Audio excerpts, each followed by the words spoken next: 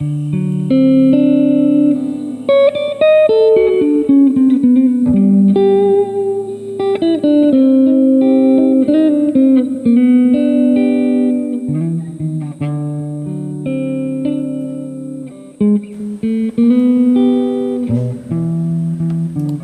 it's Paul. Let's look at lymphomas. So we'll be looking at a generalised pattern for these in cytology specimens. So characteristically, lymphomas are always arranged in a dispersed pattern with single cells.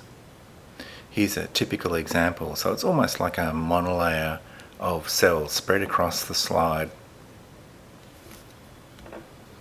None of them are forming really cohesive groups or anything remotely organised. So there are some cells that are touching each other, but they're not growing together or forming a community border in the sense of like a gland or anything like that.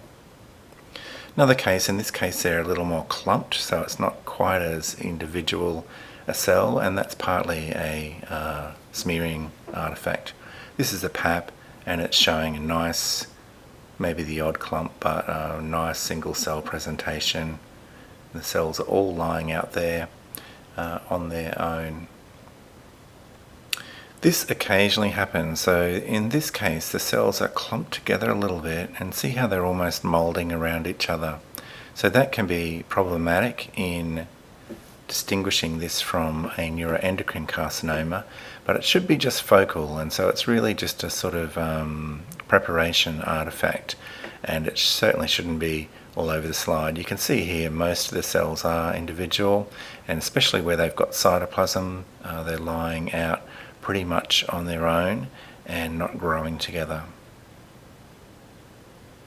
So cytoplasm with lymphoid cells is usually quite sparse, and they have a high NC ratio. Normally you can just see like a blue crescent moon shaped rim of cytoplasm around them, especially on the diff-quick slides. It can be difficult to see on PAP slides cytoplasm on lymphoid cells sometimes. The other thing you will see sometimes are little fragments of cytoplasm in the background of slides with lymphoma, and those are called lymphoid globules. We'll look at those. Here's some examples. You can see the cytoplasm, just a little rim around some of these. Many of them appear not to have much. Those little dots beside my arrow are lymphoid globules. And notice how each of them has just a small tail of cytoplasm, sometimes, or else just that crescent-shaped cytoplasm. Another good example, so you can see just that small amount of cytoplasm around the outside. So very high NC ratio. Often the stain is more intense around the periphery of the cell as well, as you can see in those couple. One more example, and again the same thing. So many of these don't have terribly apparent cytoplasm, but when you focus on one or two you can see that small rim of cytoplasm around the outside of the cell. Some of them, like these, will have a little more cytoplasm and be approaching like a plasmacytoid appearance. Here's one. The larger cells appear to not have much cytoplasm, but you can notice on the bottom these cells definitely have that lymphoid cytoplasm to them, and another good example here. So often it's a matter of chasing around a bit, especially in the high grade lymphomas, to make sure you can identify cells as being definitely lymphoid based on that cytoplasm, and the air-dried slides are definitely the best to look for. So nucleoli comparatively have little variation in size and shape, certainly compared to high-grade carcinomas and usually to neuroendocrine carcinomas. They usually maintain a fairly round, at least on low power, appearance. Often when you go into high power you can see there's quite a lot of irregularity to the nuclear membranes, with indents and cleavages and sometimes little projections around the nuclear membrane. Chromatin is varied, but sometimes you get what people describe as a kind of blocky chromatin, which I have trouble describing, but you'll see it in a moment. And nucleoli vary quite a lot, so sometimes it won't be apparent, sometimes there'll be multiple nucleoli present. So these cells appear basically round, but when you look at them more closely, there are quite a number that, in fact, most of them have some irregularity to the nuclear membrane. You can see little indentations like this one in the outline of nuclei often. There's another one there showing sort of an invagination of the nuclear membrane. Another example here. And so once you start looking around, you see that many of them are actually quite irregular in outline. Just a further case here, and notice how so many of these really don't have a perfectly round outline to the nucleus. It's often irregular, sometimes indented. This is a pap stain.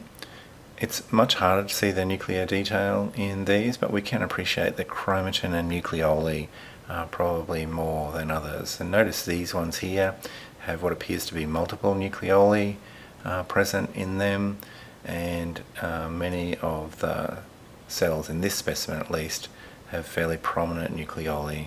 This is an example of that blocky sort of chromatin that you see sometimes, and it's sort of coarse and gives like a sort of checkerboard almost appearance to the nucleus, but as I say, it's quite variable.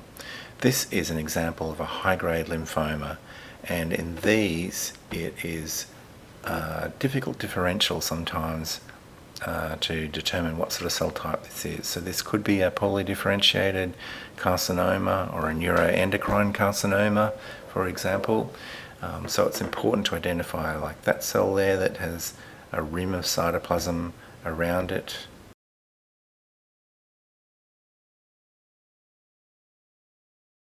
Notice this one has in the background what appear to be definitely mature lymphocytes as well.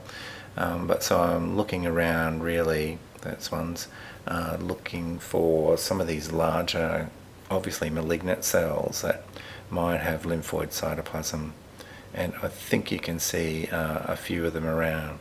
There's a plasma cell there on the right hand side, but these guys here certainly seem to have that little rim of cytoplasm on them.